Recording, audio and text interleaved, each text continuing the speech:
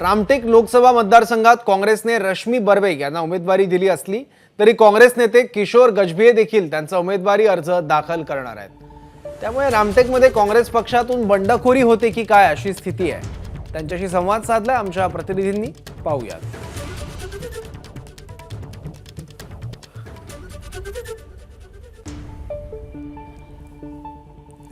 आपल्यासोबत काँग्रेस नेते आणि माजी सनदी अधिकारी किशोर गजभिये आहेत।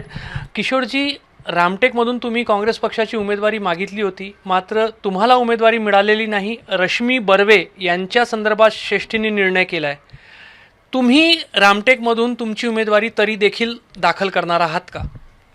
मी उद्या रामटेकमधून माझी उमेदवारी दाखल करणार आहे आणि नामनिर्देशन पत्र म्हणजे नॉमिनेशन फॉर्म मी उद्या भरणार आहे। श्रेष्ठींनी रश्मी बर्वे संदर्भात निर्णय घेतला आहे, तरी तुम्ही उमेदवारी अर्ज दाखल का करताय? नेमकं कारण काय?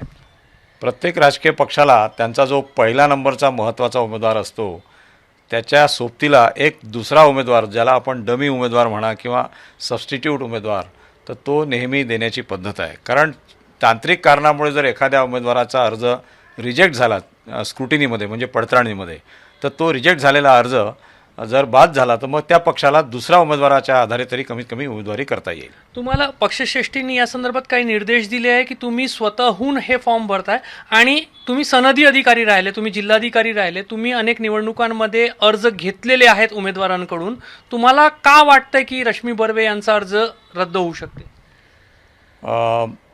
ते जे प्रकरण आहे जात प्रमाणपत्राचं, त्या प्रकरणाची सर्व चौकशी सुरू आहे। वृत्तपत्रात बातम्या आहेत, काही रेकॉर्ड्स पण वर आलेले आहेत, म्हणजे समोर आले आहेत लोकांच्या। तर ह्या सगळ्या गोष्टीची पडताळणी केल्यानंतर, पाहणी केल्यानंतर माझ्या असं लक्षात येते की त्यांचा फॉर्म रिजेक्ट होऊ शकतो।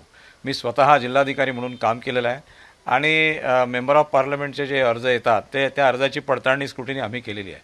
त्यामुळे जो निर्वाचन अधिकारी असतो त्याच्यासमोर जेव्हा स्क्रुटिनी होईल त्या स्क्रुटिनीमध्ये त्यांचा अर्ज टिकणार नाही असं माझं वैयक्तिक मत आहे। मी स्वतः ॲडव्होकेट आहे, कायद्याचा अभ्यास केलेला आहे, त्याच्या आधारे मी सांगू शकतो की त्यांचा अर्ज टिकणार नाही।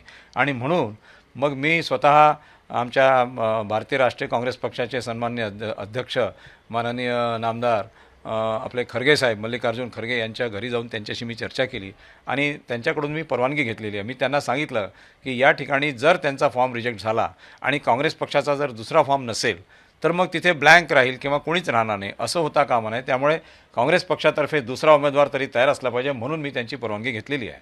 पण उमेदवारी अर्ज दाखल करताना तुमचा उमेदवारी अर्ज, समजा जर पहिला जो उमेदवार पक्षाने दिलेला त्यांचा उमेदवारी अर्ज रद्द झाला, मान्य झाला नाही आणि तुमचा उमेदवारी अर्ज दाखल करायचा असेल तर तुम्हालाही पक्षाच्या AB फॉर्मची गरज असेल, पक्षाने तुम्हाला ते देणं मान्य केलं आहे का? अशी पद्धत आहेच। पहिल्या नंबरचा जो उमेदवार असतो त्याचा AB फॉर्म त्याच्या हातात दिला जातो आणि दुसऱ्या नंबरचा जो असतो त्याचा AB फॉर्म पक्षाच्या ज्येष्ठ पदाधिकाऱ्याकडे असतो। पहिला नंबरचा फॉर्म जर रिजेक्ट झाला तर दुसऱ्या नंबरचा फॉर्म त्वरित दिला जातो।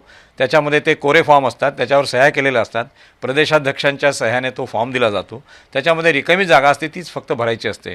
तर हा फॉर्म मला द्यावा अशी विनंती मी माननीय पटोले साहेब, आपले काँग्रेस पक्षाचे अध्यक्ष, प्रदेश अध्यक्ष, त्यांना मी विनंती केली फोनवर। तर त्यांनी मला सांगितलं की मला अद्याप आदेश आलेले नाहीत, जसे आदेश येतील मी तुम्हाला तो फॉर्म देईल। त्यामुळे रामटेकची जी लढत आहे ती दिवसागणिक आणखी रंजक होत चाललेली आहे। कॅमेरामॅन अतुल हिरडेसह रजत वशिष्ठ, ABP माझा, नागपूर। ABP माझा, उघडा डोळे बघा नीट।